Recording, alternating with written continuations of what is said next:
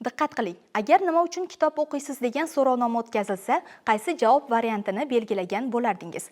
Birinchisi ma'lumot olish uchun, ikkinchisi ilm olish uchun. Balki sizning kitob o'qishdan maqsadingiz boshqadir. Oltinko'l tumanida o'tkazilgan O'zbekiston kitobxonlar yurti 5-Respublika kitobxonlik haftaligi tadbiri bilan mavzuni davom ettiramiz. Kitobxonlik eng avvalo ma'lumot va ilm olishdir, lekin uning asl mohiyati voqea jarayonlarini his etish, olamni anglash, fikr va mulohaza yuritish madaniyatidir.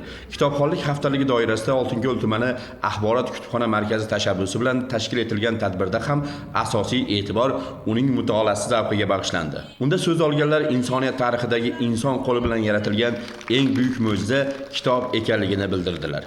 Kitobxon haftaligini o'tkazishdan maqsadimiz kitobxonlik madaniyatini yuksaltirish, aholiga kutubxonalarda mavjud kitoblardan yetkazib berish, davra suhbatlari, taqdimotlar jarayonida yanada kitobxonlikka keng targ'ib qilish maqsadida shu kitobxon haftaligini o'tkazib kelinyapti.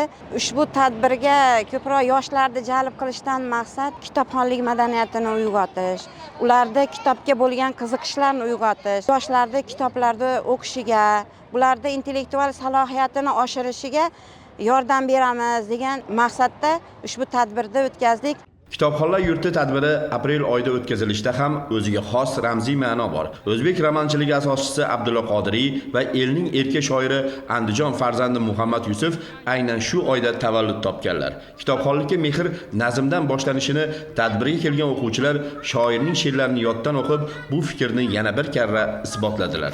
Bog'cha bolalari, maktab o'quvchilari va yosh ijodkorlar Muhammad Yusuf she'rlari asosida yaratilgan qo'shiqlarga tushgan raqslari orqali kitobga mehri shakllanib borayotganligini ifoda etdilar. Maktab o'quvchilari tomonidan sahnalashtirilgan Qora quyosh dostoni katta avlod vakillari ko'z oldida bir zum o'tmishni jonlantirgandek bo'ldi. Kitob hayotdan saboq beruvchi eng yaxshi va eng sodiq do'st. Tuman axborot kutubxona markazi tomonidan tashkil etilgan kitob yarmarkasi yoshlar uchun haftalik doirasidagi eng qiziqarlisi bo'ldi.